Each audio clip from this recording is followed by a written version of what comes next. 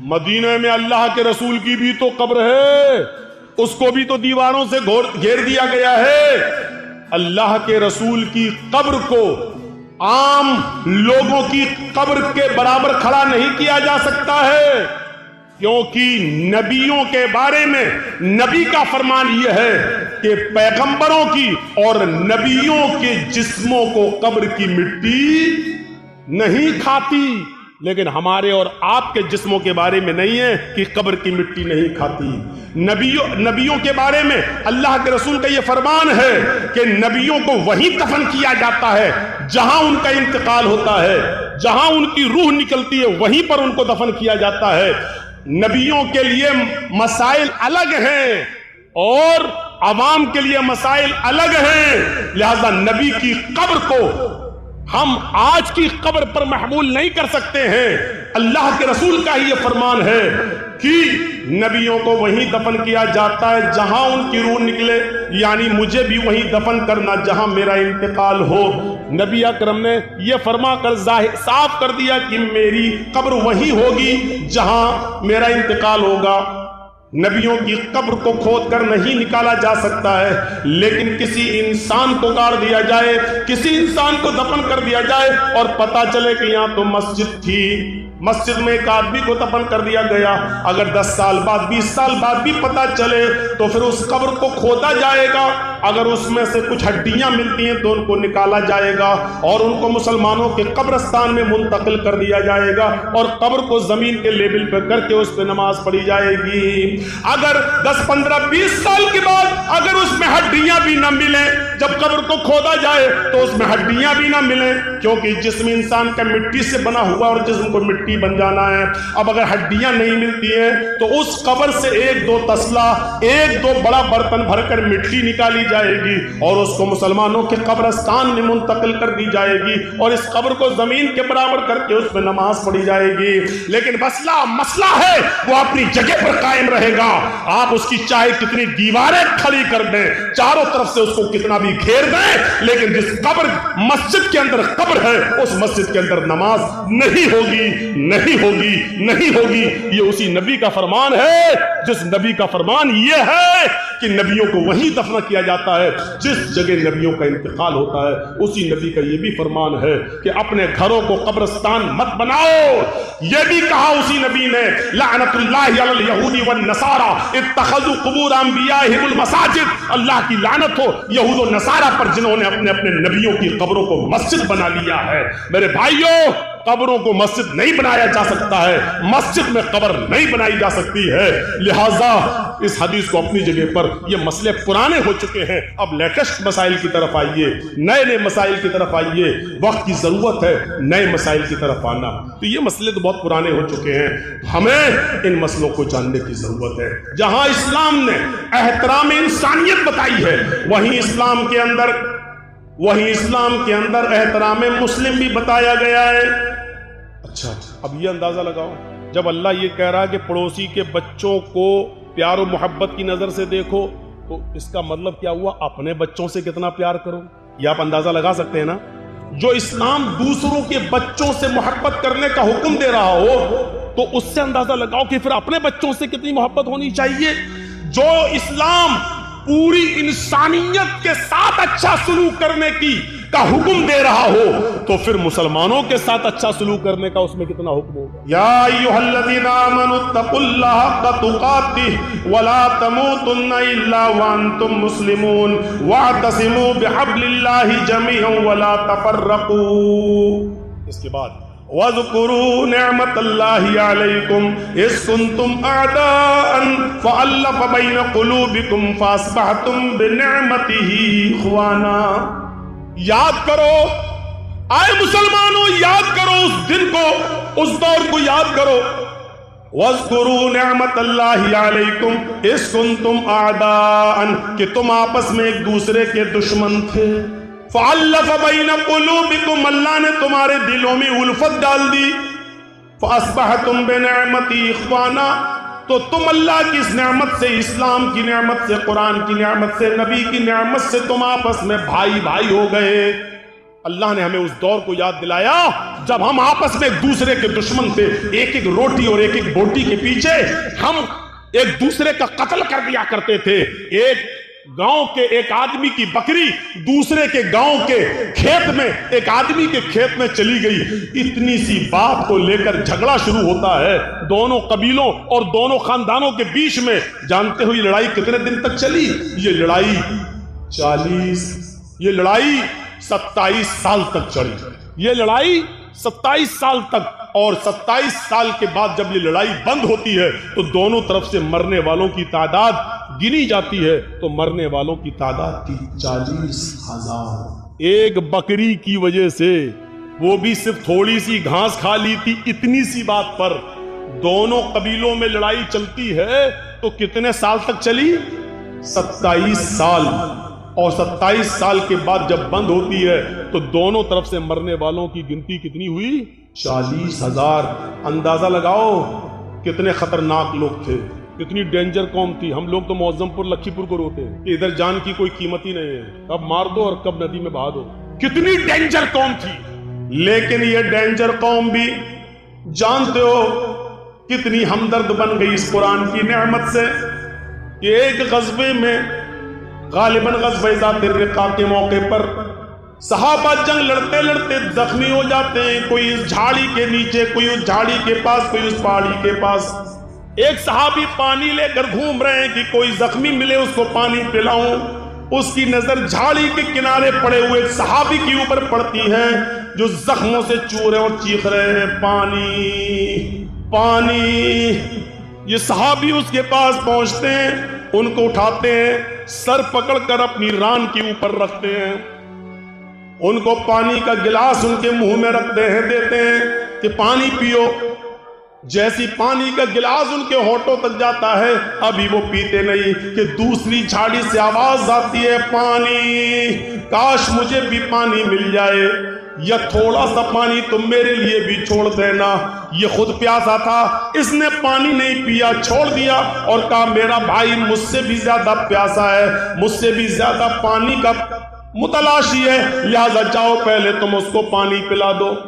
یہ آدمی اس کے پاس جاتا ہے، اس کے ہونٹوں سے پانی کا پیالہ لگاتا ہے کہ تیسرے کی آواز آتی ہے، تھوڑا بچ جائے تو میرے لیے بھی چھوڑ دینا، میرا بھی حلق سوکھا جا رہا ہے۔ دوسرے آدمی نے تیسرے کی طرف ریفر کر دیا، نہیں نہیں میں رہ سکتا ہوں، میرا بھائی مجھ سے بھی زیادہ پیاسا لگ رہا ہے، جاؤ تم پہلے اس کو پانی پلاؤ۔ یہ پانی پلانے والا تیسرے کے پاس جاتا ہے، اس کو اٹھاتا ہے، پانی کا پیالہ زمین پر رکھ کر اس کو سہارا دے کر اٹھا کر اپنے سینے پہ لگاتا ہے، پھر پانی کا پیالہ اٹھا کر اس کے حلق میں ڈالنے کی کوشش کرتا ہے، اس کے ہونٹ پہ لگاتا ہے، ہونٹ ہل نہیں رہے ہیں۔ پانی کا پیالہ رکھ کر اس کے دل کی دھڑکنوں کو دیکھتا ہے تو دھڑکنیں بند ہیں، سانس ناک میں انگلی رکھ کر دیکھتا ہے تو سانس بند ہے، یعنی تیسرا صحابی روح قبض سے عنصری کو پرواز کر چکی ہے، اس کا انتقال ہو چکا ہے۔ اس نے تیسرے کو زمین پر لٹا کر دوسرے کے پاس لوٹ کر آیا، چلو یہ تین ہی تھے، اب دوسرے کو ہی پلا دیں۔ جب دوسرے کے پاس جاتا ہے تو کیا دیکھتا ہے، وہ بھی مسکراتے ہوئے چہرے کے ساتھ لیٹا ہوا ہے اور اس کی بھی سانسیں بند ہو چکی ہیں۔ وہ جلدی سے بھاگا کہ پہلے کے پاس چلوں، کیا دیکھتا ہے کہ پہلا بھی جہاں جہاں فری کے سپرد کر چکا ہے، پہلا بھی اللہ کو پیارا ہو چکا ہے، اس صحابی کی بھی جان جا چکی ہے۔ جو قوم 27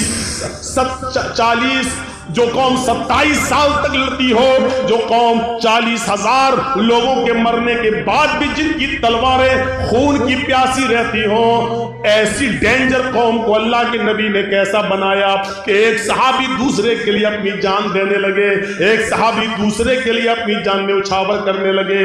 ایک صحابی نے اس لیے پانی نہیں پیا کہ میرا بھائی مجھ سے زیادہ پیاسا ہے، اور دوسرے نے اس لیے نہیں پیا کہ تیسرا مجھ سے بھی زیادہ پیاسا ہے۔ ہے. ذرا آپ اندازہ لگا سکتے ہیں یہ کون سا جذبہ تھا. ایک آدمی دوسرے کے لیے اپنی جان دے رہا ہے. اسی کو قرآن کہتا ہے وَاذْكُرُوا نِعْمَتَ اللَّهِ عَلَيْكُمْ إِذْ كُنْتُمْ أَعْدَاءً فَأَلَّفَ بَيْنَ قُلُوبِكُمْ فَأَصْبَحْتُمْ بِنِعْمَتِهِ إِخْوَانًا. اے لڑنے والوں، جھگڑنے والوں، اس دور کو یاد کرو، اس زمانے کو یاد کرو جب تم آپس میں ایک دوسرے سے لڑتے تھے، جب آپس میں تم ایک دوسرے کی گردنیں اڑایا کرتے تھے، تم آپس میں ایک دوسرے کے حریف تھے، ایک دوسرے کے دشمن تھے. فَأَلَّفَ بَيْنَ قُلُوبِكُمْ، اللہ نے تمہارے دلوں میں الفت ڈال دی. یہ ہوتا ہے مسلمان، ایک مسلمان دوسرے مسلمان کے لیے. اپنے لیے تو سبھی جیتے ہیں، دوسروں کے لیے جینا اصل جینا، دوسروں کے لیے. اس لیے فرمایا المسلم من سلم المسلمون من لسانہ ویدہ. مسلمان تو وہ ہے کہ جس کی زبان سے اور جس کے ہاتھ سے دوسرے مسلمان کو تکلیف نہ پہنچے. پہلے زبان کا لفظ ہے من لسانی ویدی، اور جس کے ہاتھ سے. مسلمان تو وہ ہے کہ جس کی زبان سے اور جس کے ہاتھ سے دوسرے کو تکلیف نہ پہنچے. اس میں کون پورا اتر رہا ہے؟ زبان سے تکلیف ہم دے رہے ہیں، ہاتھ سے تکلیف ہم دے رہے ہیں. ارے کسی کو قتل کرنا تو بہت دور کی بات، اللہ کے نبی صلی اللہ علیہ وسلم نے لوہے کا کوئی ہتھیار اٹھا کر اشارہ تک کرنے سے منع کیا ہے. جیسے دیکھ رہا ہے یہ کوئی 10 میٹر دور کھڑا، قتل کرنا تو بہت دور کی بات ہے. آپ 10 میٹر 20 میٹر دور سے یہ کہیں دیکھ رہا ہے یہ پورا کا پورا رام پوری ہے، گھسا دوں گا پیٹ کے اندر. 10 میٹر 20 میٹر کی دوری سے اشارہ کرنا بھی ایک مسلمان کے لیے دوسرے مسلمان کے لیے جائز. ہم کون سی دنیا میں؟ یہاں حال یہ ہے ہمارا کہ تکلیف نہ ہو کسی کو، نہ زبان سے نہ ہاتھ سے. بھیا دیکھو سامنے سے مت اٹھیے، آپ لوگ پیچھے سے اٹھ کے جائیے. یار میرے سامنے سے جاتے ہیں تو بڑا ڈسٹرب ہوتا ہے. کہاں جا رہے ہو چاچا؟ اب یہ اس عمر میں گھر جا کے کیا کریں گے پوچھو ذرا، سوچو. وہ دیکھیے بیچارے بڑھوں میں شوگر کے مریض ہیں لگ رہا ہے. اچھا جن لوگوں کو پیشاب زیادہ آتا ہے تو ان کو بیچ میں بیٹھنے کی ضرورت کیا ہے؟ ان کو آگے پیچھے دائیں بائیں بیٹھنا چاہیے پہلے ہی سے. یہ سسٹم ہونا چاہیے. یہ سب اس کے خلاف ہے ادب کے، سامنے سے اٹھنا. ایک بار حیدرآباد میں تقریر کر رہا تھا، سامنے سے کوئی آدمی آیا تو میں سمجھ گیا یار کو پیشاب کرنا ہے. سیدھے میرا مائک پکڑ کے کہتا ہے کیسے بولا. اور اس کے بعد جو لاٹھی ڈنڈے ٹماٹر انڈے چلے وہ دور ہمیں آج تک یاد ہے. ڈر لگتا ہے سامنے سے کوئی آدمی جب اٹھتا تو مجھے ڈر لگتا ہے. وہ حیدرآباد ہمیں یاد آ جاتا ہے. انسان ہم بھی ہیں، کھوپڑی میں وہ ایسا بیٹھ گیا ہے کہ جب بھی کوئی اٹھتا تو وہ حیدرآباد یاد آ جاتا ہے. تو سامنے سے مت اٹھا کریے. زبان سے اور ہاتھ سے تکلیف نہیں ہونی چاہیے کسی کو، کسی مسلمان کو کسی مسلمان سے. لیکن یہاں تو حال یہ ہے کہ ہم اپنی پریشانیوں سے اتنا پریشان نہیں ہیں جتنا آپ کے آرام سے ہمیں پریشانی ہو رہی ہے. ہمیں اپنی دال سے اتنی پریشانی نہیں ہو رہی جتنا آپ کے گوشت سے ہمیں پریشانی ہو رہی ہے. ہمارے گھر میں کیا پکا ہے اس سے پریشانی نہیں ہو رہی ہے. آپ کے گھر میں کوکر کی سیٹی سے آنے والی بریانی کی خوشبو ہمیں اور پریشان کر دیتی ہے کہ یہ آدمی ہم سے زیادہ اچھا کیسے کھا رہا ہے. یہ صورتحال ہو چکی ہے آج کی.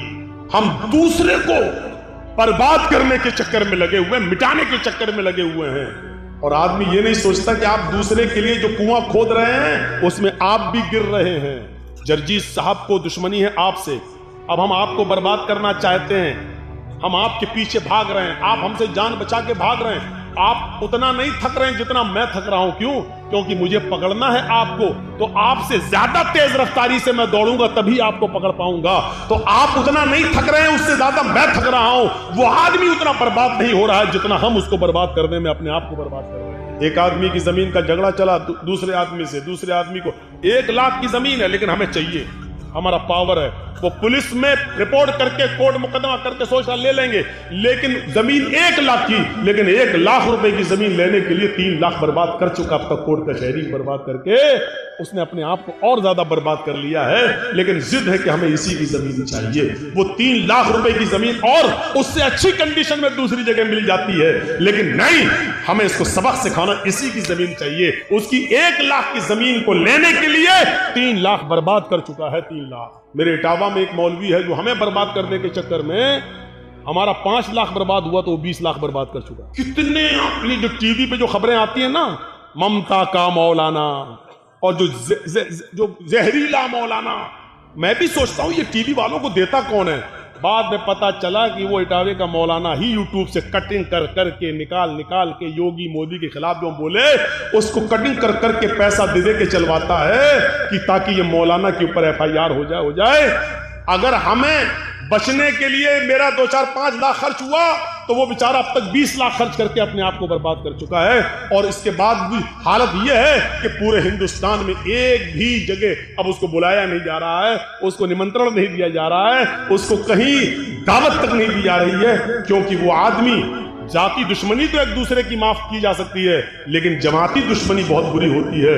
اس نے پورے جماعت کے ساتھ جو دھوکہ دھڑی کی ہے، اس وجہ سے کوئی اس کو دعوت نہیں دے رہا ہے، اور ہم اس کے خلاف کوئی ایکشن اس لیے نہیں لیتے ہیں کہ مرے ہوئے کو مارنا میری عادت نہیں۔ مجھے مہاتما گاندھی کا وہ قول یاد آتا ہے کہ کسی کو مارنا ہو تو اس کا نام لینا چھوڑ دو، اس کو نام مت لو، اپنے آپ مر جاتا ہے۔ اب دیکھ لیجئے کہ اتر پردیش کے چناؤ میں ایک صاحب ہیں، وہ مسلمان بہت کرتے رہتے ہیں، آج کل وہ بہت چلا رہے ہیں سپا نے کیا کیا، سماج وادی پارٹی کے دلو، ایسی تمام بھاشائیں استعمال کی جا رہی ہیں صرف مسلمانوں میں پرچار کرنے کے لیے، لیکن اس کے جواب میں اکھلیش نے ایک بات بھی نہیں کہی ہے، نہ اس کا جواب دیا جا رہا، نہ اس کا نام لیا جا رہا ہے۔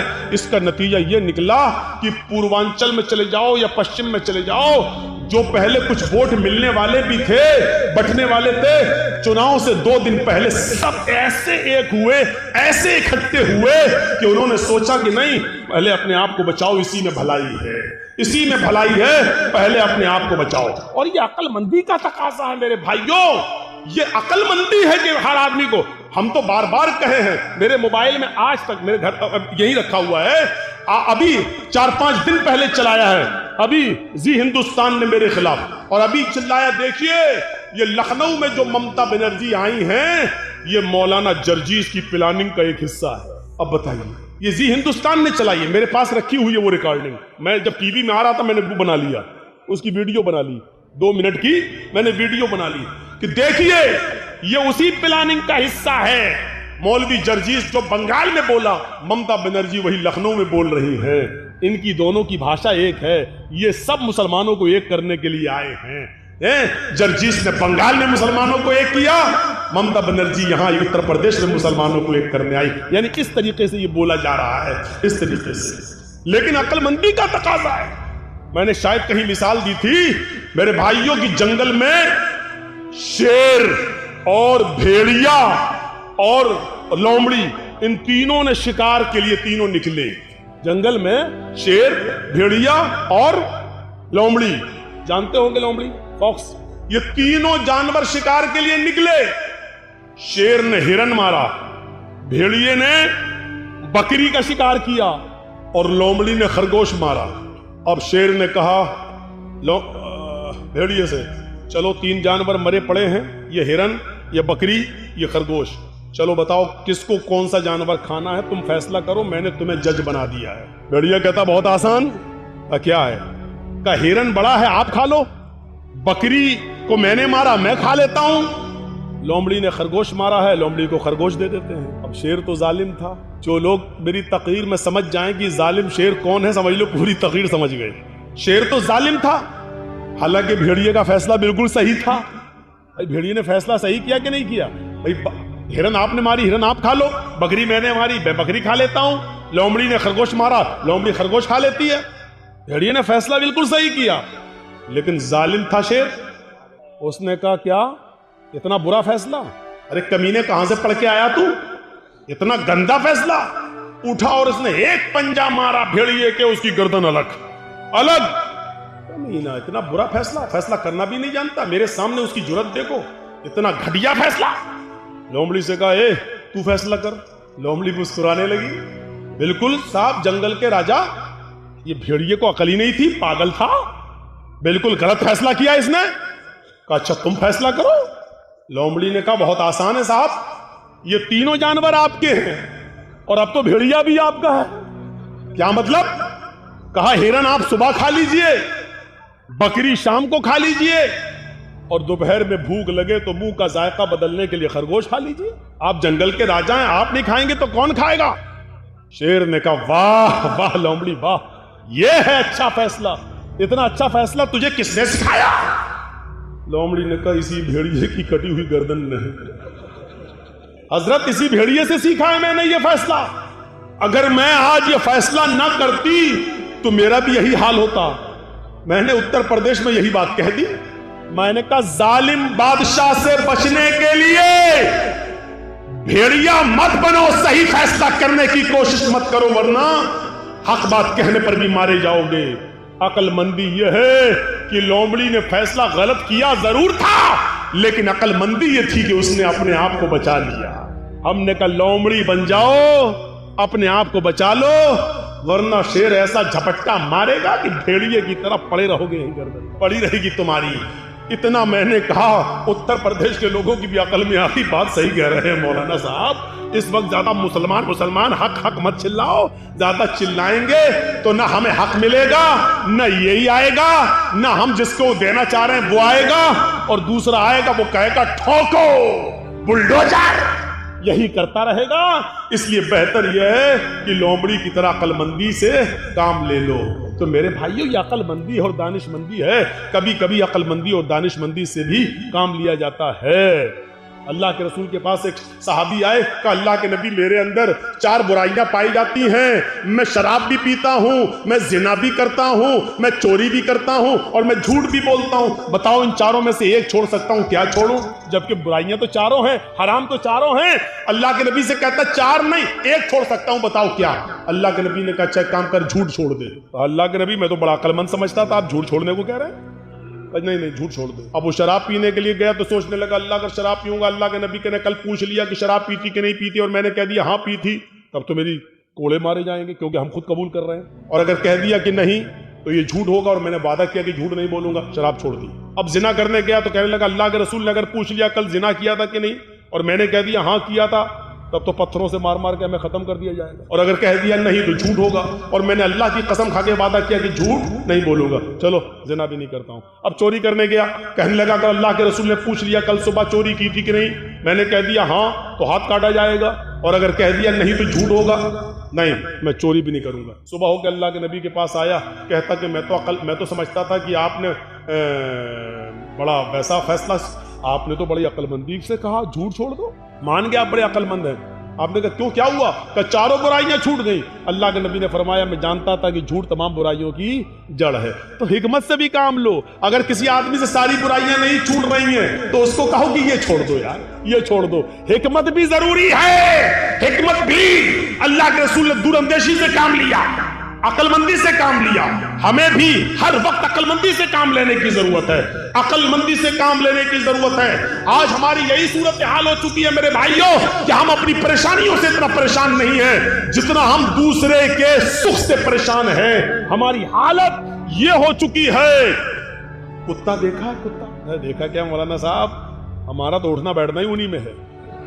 کتے نے دیکھا ایک چھری پڑی ہوئی ہے, اور اس چھری پہ خون لگا ہوا ہے بکری کا تازہ تازہ, اور چھری ایسے زمین پر کھڑی ہے.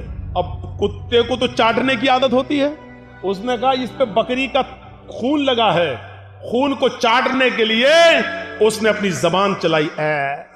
جیسے ہی چلائی چھری پر اس کی زبان کٹ گئی. بکری کا خون تو چاٹ گیا, لیکن اس کی زبان کٹ کے اس کا خون اس پہ لگ گیا. اب کتا کیا سمجھ رہا ہے نا, ابھی خون باقی ہے.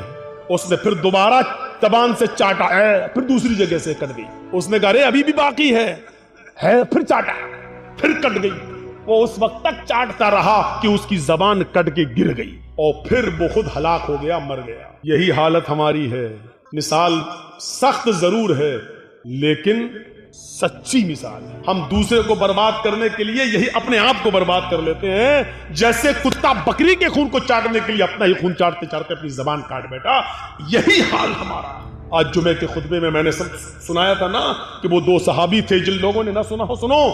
جن کے کپڑے کی دکانیں پاس پاس تھیں، ایک آدمی، ایک صحابی کا کپڑا بک گیا، دوسرا کسٹمر آیا، دوسرا بھی بک گیا، تیسرا کسٹمر آیا، اسی دکان پر تیسرا بھی کپڑے کے تھان لے گیا، چوتھا آیا، اس نے چوتھا بھی اسی کو دے دیا اسی دکان نے، پانچواں کسٹمر آیا اسی دکان پر کپڑا خریدنے، دکاندار کہنے لگا نہیں اب وہ کپڑا میرے پاس نہیں ہے، میرے بھائی کے پاس چلے جاؤ، اس سے بھی اچھا کپڑا تمہیں وہاں مل جائے گا، یہ پڑوس میں دکان ہے۔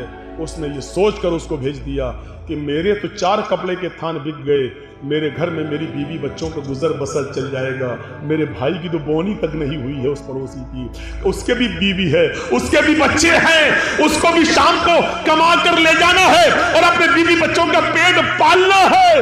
اس نے یہ سوچ کر اب ہمارے پاس کپڑا نہیں ہے کہہ دیا تاکہ میرے بھائی کی بھی کچھ بونی ہو جائے، اس کو بھی اتنا کپڑا اس کا بھی بک جائے کہ اس کے گھر میں چولہا جل جائے۔ میرے بھائیوں، اس نے منع کر دیا کہ میرے پاس کپڑا ختم ہو گیا، جاؤ میرے بھائی کی دکان کے پاس چلے جاؤ۔ میرے بھائیوں، ایمانداری کے ساتھ بتانا، کمپٹیشن کے اس دور میں ہماری ادھر چائے کی دکان، بغل میں ادھر چائے کی دکان، ہم دوسرے کی دکان پر آنے والے کسٹمر کو بھی اپنی آواز دے کر بلا لیتے ہیں، ہم یہ رکشہ چلا رہے ہیں، ادھر دوسرا ہمارا بھائی بھی چلا رہا ہے، اس کے پاس آنے والی سواری کو بھی ہم کھینچ لیتے ہیں، کتنا 20 روپیہ نہیں، آؤ ہم 15 لیں گے، آؤ بیٹھ جاؤ، ہم اس کے بھی منہ سے روٹی کا لقمہ چھین رہے ہیں۔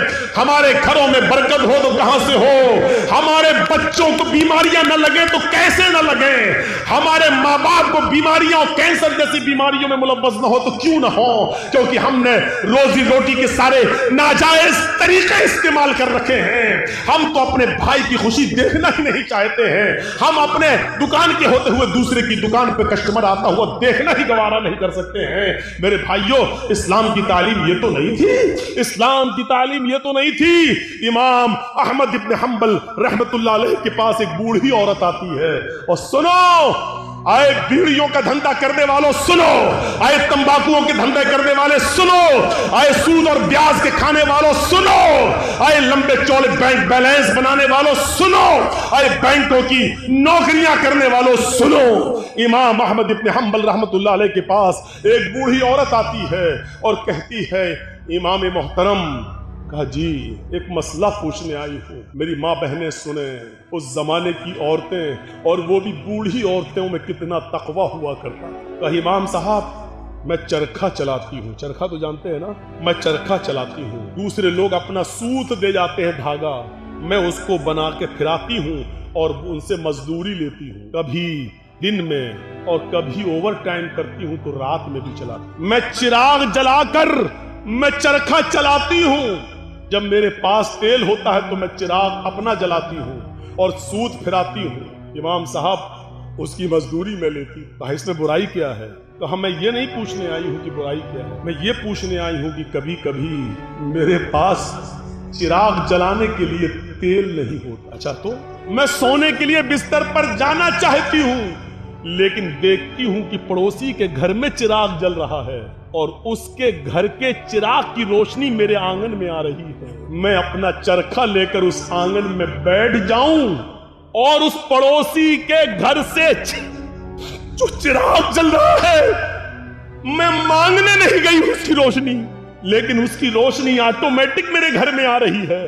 اگر میں اس کے چراغ کی آنے والی روشنی پہ اگر سود پھرا لوں اور چرخہ چلا لوں اور یہ چلا کر میں اپنے مالک سے اس کی مزدوری لے لوں تو یہ کمائی میرے لیے حرام تو نہیں ہوگی، میرے لیے یہ مزدوری حرام تو نہیں ہوگی، میں نے چوری نہیں کی ہے، میں نے اس سے چراغ میں تیل نہیں مانگا ہے، اس کے گھر میں چراغ جل رہا ہے اور اس کی روشنی میرے گھر آ رہی ہے، اس کی روشنی میرے گھر آ رہی ہے، اگر میں اس کی روشنی میں سود پھرا لوں اور اس کی مزدوری میں لے لوں تو یہ میرے لیے حرام تو نہیں، یہ کھا کر کہیں میں عذاب قبر کی مستحق تو نہیں بنوں گی، کہیں میں جہنم میں تو۔ احمد ابن حنبل رحمت اللہ علیہ فرماتے ہیں، خاتون ماں تیرے سوال نے احمد ابن حنبل کے علم کو آج شرمندہ کر دیا، کعبے کے رب کی قسم تیرے اس مسئلے کا جواب احمد ابن حنبل کے پاس نہیں ہے۔ کہنے لگی امام صاحب پھر آپ سے بڑا عالم اس بستی میں کوئی ہے ہی نہیں، پھر میں یہ کس سے مسئلہ پوچھوں؟ انہوں نے کہا سن میری ماں، جہاں تک قیاس کا نتیجہ ہے، قیاس کا تقاضا ہے، تو جہاں تک میرا علم ہے میں اس علم کی روشنی میں قیاس لگا کر اندازے سے یہ کہہ سکتا ہوں کہ اس میں کوئی حرج تو نہیں لگ رہا. کیوں؟ کیونکہ تو مانگنے نہیں جا رہی ہے، وہ اچانک آ رہی ہے. تیرے گھر میں بھی دیوار نہیں ہے اور اس کے گھر میں بھی کوئی دیوار نہیں ہے، اور اس کے چراغ کی روشنی آ رہی ہے تیرے گھر. تو اس میں تیرا کیا قصور ہے؟ بظاہر تو اس میں کوئی برائی نہیں لگ رہی ہے، لیکن اگر تمہارا دل آمادہ نہیں ہے تو میری ماں اس سے بھی بچ جاؤ تو بہتر ہے، اس سے بھی پرہیز کر لو تو بہتر ہے، اس سے بھی، کیونکہ وہ ہے تو دوسرے ہی کی روشنی بہرحال اگر تم اس سے بھی پرہیز کر لو تو یہ زیادہ بہتر ہے. جب وہ عورت وہاں سے جانے لگی بڑھیا، تو امام احمد ابن حنبل نے لوگوں سے پتہ لگوایا کہ یہ کس کی بیٹی ہے، اس کے باپ کا کیا نام تھا. بتایا ہوگا کسی نے کچھ جو میرے ذہن میں نہیں رہا. احمد ابن حنبل فرماتے ہیں کہ آج کے زمانے میں ایسی بوڑھی عورتیں موجود ہیں، ضرور اس کا باپ کوئی عالم قرآن ہوگا، عالم حدیث ہوگا، کیونکہ ایسی تربیت اپنی اولاد کے اندر کوئی بڑا عالم ہی پیدا کر سکتا ہے. بڑھاپے کی اس دہلیز پر پہنچ کر بھی اس عورت کی حالت یہ ہے، اس بڑھیا کی حالت یہ ہے کہ پڑوس سے آنے والی روشنی میں بھی، اس چراغ کی روشنی میں بھی چرخہ چلانے کے بارے میں سوچ رہی ہے کہ یہ چرخہ چلائیں گے تو یہ کمائی میرے لیے حلال ہوگی یا حرام. تب ایسے لوگوں کی نمازیں عرش سے ٹکرائیں اور اللہ قبول نہ کرے، ایسا ہو ہی نہیں سکتا ہے. میرے بھائیوں، ادھر ہم نماز پڑھ کے نکلتے ہیں، جو میں سر بسجدہ ہوا زمین پر تو آسمان سے آنے لگی یہ ندا، تیرا دل تو ہے صنم آشنا، تجھے کیا ملے گا نماز. ایک ہمارا تقوی کا حال ہے، ایک ہماری پرہیزگاری کا حال یہ ہے کہ یہاں سے نکلے نماز پڑھ کے مالک یوم الدین، تو قیامت کے دن کا پورا مالک ہے. ایاک نعبد و ایاک نستعین، تیری ہی عبادت کرتے ہیں، تجھ سے ہی مدد مانگتے ہیں. اہدنا الصراط المستقیم، جو سیدھا راستہ اس پہ چلا اور تمام برے راستوں سے بچا لے. یہاں یہ دعا مانگ کے ہٹے، السلام علیکم ورحمت اللہ، السلام علیکم ورحمت اللہ. جیسی سلام پھیرا اور مسجد کے باہر نکلتے ہی جیب میں بیڑی رکھی ہے نکالی اور ماچس جلائی اور سورہ دخان کی تلاوت شروع، دھواں دھکڑ شروع. ابھی 10 منٹ بھی نہیں ہوئے یہ کہتے ہوئے کہ اہدنا الصراط المستقیم، اے اللہ ہم کو سیدھے راستے پہ چلا، اے اللہ گندے اور غلط راستوں سے ہماری حفاظت فرما. اب یہ دعا مانگے ہوئے 10 منٹ بھی نہیں ہوئے اور یہاں آ کر یہ ہے ہماری عبادتوں کا اور ہماری نمازوں کا حال. میرے بھائیوں، جائزہ لو. امام احمد ابن حنبل کے پاس جو بوڑھی عورت آتی ہے، اس عورت کے سوال سے ذرا عبرت حاصل کرو کہ ہماری عبادتیں اللہ کے یہاں قبول ہو بھی رہی ہوں گی یا نہیں ہو رہی ہوں گی. سوچو تو صحیح، غور تو کرو. میرے بھائیوں، یہاں عدی ابن عمیر ہے، جنگ بدر میں گرفتار کر کے لائے جاتے ہیں. عدی ابن عمیر ہے، گرفتار کر کے لائے جاتے ہیں، پکڑ کے لائے جاتے ہیں، پیروں میں بیڑیاں ڈال دی جاتی ہیں.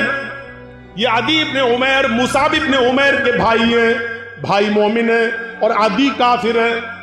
مصعب صحابی اور عدی کافر، دونوں بھائی ہیں، سگے بھائی ہیں. اللہ کے نبی صلی اللہ علیہ وسلم نے فرمایا کہ جو گرفتار کر کے کافر لائے گئے ان کے پیروں میں بیڑیاں ڈال دو. عدی کے پیروں میں جب بیڑیاں ڈالی جانے لگی تو مصعب ابن عمیر وہیں کھڑے ہو گئے اور جو ان کے پیروں میں بیڑیاں ڈال رہا تھا صحابی، عدی ابن عمیر کے پیروں میں وہیں کھڑے ہو کے مصعب ابن عمیر کہنے لگے، اے صحابی اپنے دوست سے، اے دوست اس کے پیروں میں بیڑیاں ذرا ٹائٹ ڈالو، یہاں سے کس دو، میں اس کو اچھی طریقے سے جانتا ہوں، یہ لوک توڑنے میں، زنجیر توڑنے میں بڑا ماہر ہے، یہاں سے ٹائٹ کر دو ورنہ یہ توڑ کے بھاگ جائے گا. جب مصعب ابن عمیر یہ کہہ رہے تھے کہ اس کے پیروں میں یہاں سے ٹائٹ کرو، یہاں سے ٹائٹ کرو، یہاں سے لوک لگاؤ، تو عدی ابن عمیر کو اتنا غصہ آ رہا تھا کہ مارے غصے کے عدی چیخ پڑا، اے مصعب تجھے شرم آنی چاہیے، تو اسی عمیر کا بیٹا ہے جس کا بیٹا میں ہوں، تیری رگوں میں اسی باپ کا خون توڑ رہا ہے جس کا خون ہماری رگوں میں توڑ رہا ہے، لیکن آج تجھے بھائی کہتے ہوئے شرم آ رہی ہے.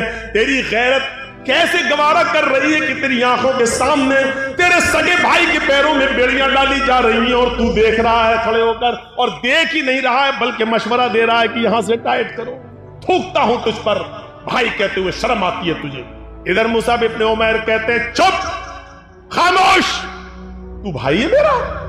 نہیں، تو میرا بھائی نہیں ہے۔ عدی کہتا ہے کیا عمیر تیرا باپ نہیں ہے؟ کیا میری ماں تیری ماں نہیں ہے؟ کیا عمیر کا خون تیری رگوں میں نہیں دوڑ رہا ہے؟ کیا میری ماں کا دودھ تیری رگوں میں خون بن کر نہیں دوڑ رہا ہے؟ جواب دیا عمیر میرا باپ ہے، یہ سچ ہے، تیری ماں میری ماں ہے، یہ سچ ہے، تو نے اور میں نے ایک ہی ماں کا دودھ پیا ہے، یہ بھی سچ ہے، تیری اور میری رگوں میں ایک ہی باپ کا خون دوڑ رہا ہے، یہ بھی سچ ہے، لیکن یہ سچ نہیں ہے کہ تو میرا بھائی ہے۔ جانتا ہے میرا بھائی کون ہے؟